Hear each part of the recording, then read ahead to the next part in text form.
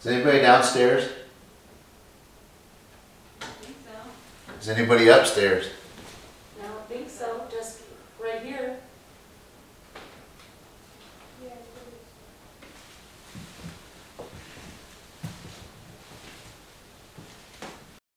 Hey everybody, have you ever had a personal experience on a paranormal investigation and you want to make sure that you captured it? Well, today we're going to go over how to set up a house so that you can maximize your chance at capturing personal experiences, and also so that you can be sure that you're passing along accurate information to your clients.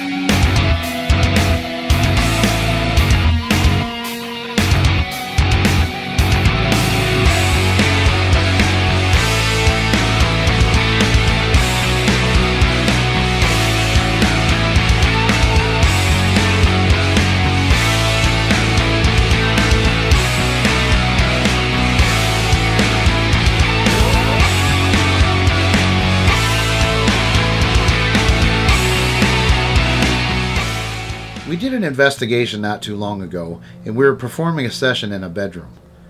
I had my back to the hallway as I was standing in the doorway. I really like to do that a lot of times. That way I can get a feel for what's going on in the house and not just what is happening with the session. So as I was standing in the doorway, I clearly heard footsteps. I couldn't tell if they were coming from above us or below us. So let's go ahead and roll that clip so you guys can see what that looked like.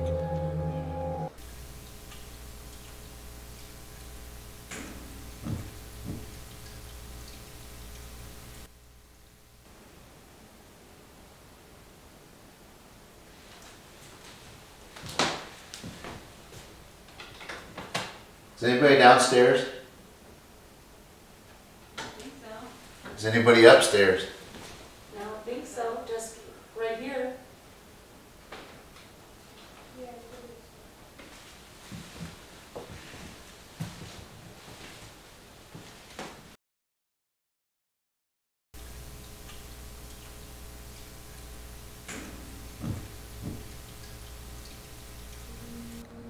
So after this investigation, when I got home, I couldn't wait to look for these footsteps.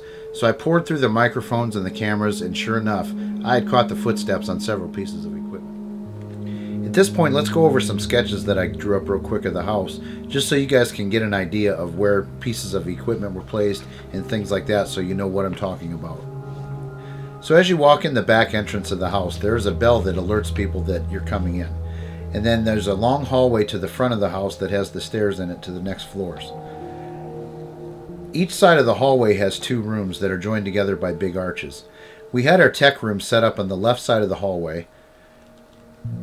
The former parlor that we did some investigating in is on the right side of the hallway. Both are in the front of the house.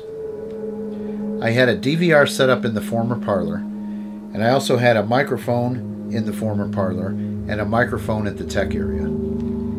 If you come up the stairs and go to your immediate right, you go into the living room nowadays, but it used to be a ballroom back in the day with a floating dance floor. It's open-ended and there's two balconies on both sides of the ballroom. I had a camera on the front end of the house pointing to where you walk into the ballroom. I also had a microphone set up in there. So then if you go down the hallway to the right side, there's two bedrooms. I also had a camera set up and a microphone set up in that hallway. If you take a right on the third floor, there's two bedroom type rooms and a hallway that's open to the ballroom below. If you take a left when you go up to the third floor, there's a series of rooms that used to be used as hotel rooms back in the day. If you go down the hall to the right, there's the same set of rooms that mimics the other ones. And if you take a left, there's another open-ended balcony to the ballroom with two rooms off of that. This camera was sitting in the balcony that overlooked the ballroom. And this is the camera that I caught some of the good footsteps on. You can also take another set of stairs to go up to the attic. We did quite a bit of investigating up there because there was a lot of activity that comes from that area of the house. So after we initially captured the footsteps, I didn't know whether they were coming from upstairs or downstairs. So I really had to go through all of the equipment to see where they came from. I started with the downstairs and really didn't get any results from that.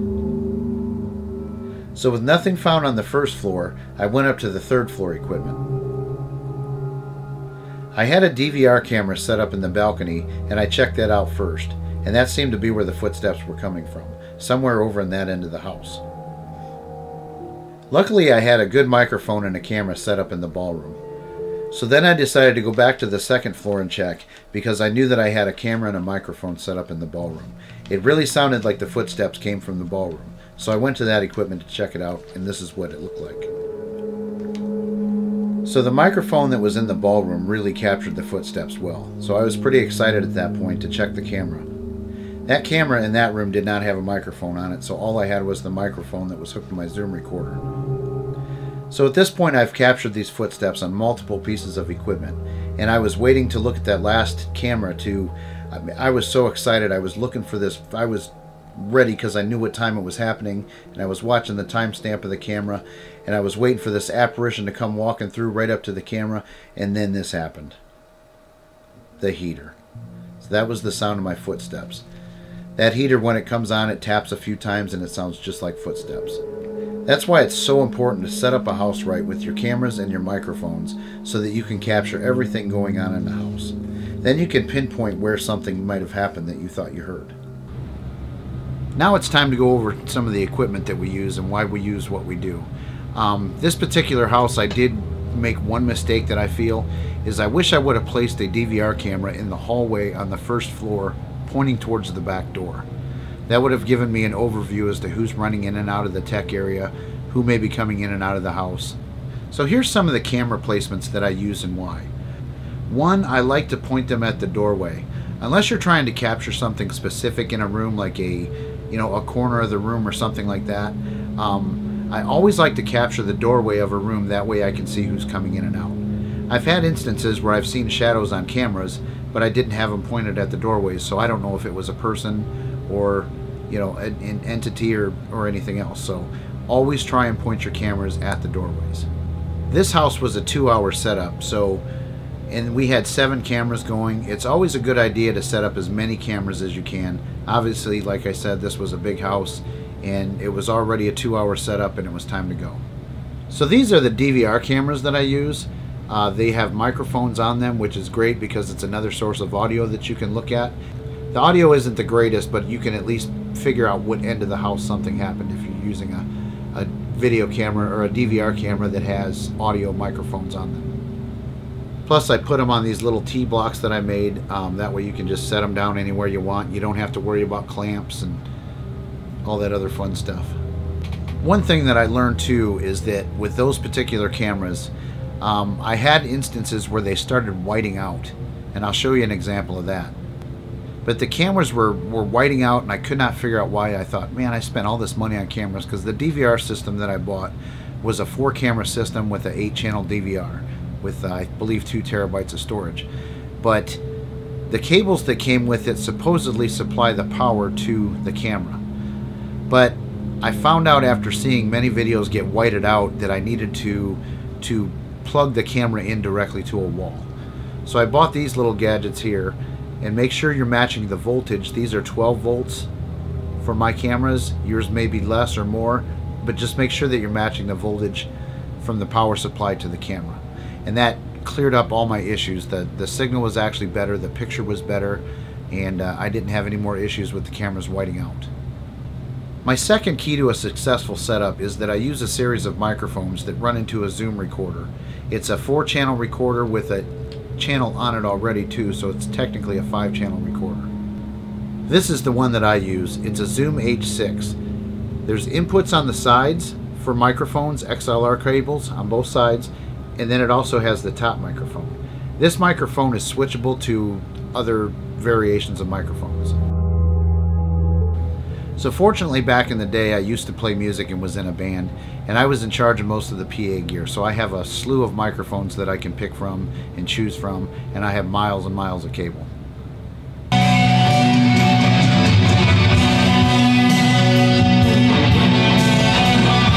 There's different types of microphones you can use. This is a Shure 57, which is a quieter microphone, but it's not as sensitive.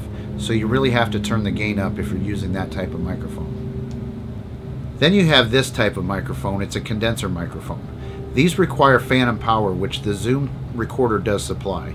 You just have to go into the settings and turn the phantom power on. It means it actually powers the microphone. But these are really, really sensitive and really, really hot mics. Another way that you can get audio with your video cameras, if you don't have microphones on your cameras, is to use like just digital recorders. Before I got the microphones on the cameras, I would set up digital recorders with the cameras so that I had audio to go over with the camera as well.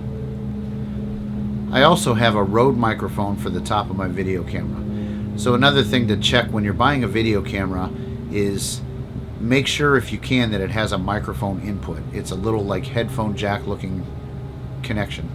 That Rode mic is about $200, and those are really, really good too at capturing things. I mean, I'm going to be honest, there's a lot of money in equipment. There's probably, in what I showed today, I would guess that there's probably $1,500 to $2,000 at least with all the cabling and all that stuff. The XLR cables for the microphones are really, really expensive. I also have an audio snake that I use to get 100 feet away from the recorder, you know, as an option to get more cabling. But having all that equipment is really, really important if you have the means, because you can see in the video that I had really pinpointed where the footsteps, as we all know now, weren't really footsteps. Otherwise, I would have passed that info to the client every day of the week. If I didn't have the microphone in there and the camera in there to pick up that it was the fireplace, I would have for sure thought that that was footsteps. Now, it may not come off on the video as loud as it was, but when you have headphones on, you can really hear them. So it's very important to use this stuff to debunk more so than capture things. However, you do increase your odds of capturing paranormal activity the more stuff that you can set up. So anyway, go ahead and like and follow us. We are Boo Productions Paranormal on Facebook. We also have a YouTube channel under the same name. Instagram we kind of use sometimes, and I think we even have a TikTok channel. Join us for our live shows on Boo Productions Paranormal at 7 o'clock on Thursdays. That's Eastern Time.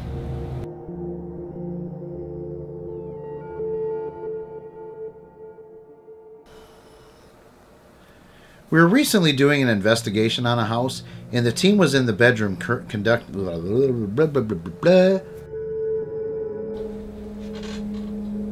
Take two. Hello, paranormal people.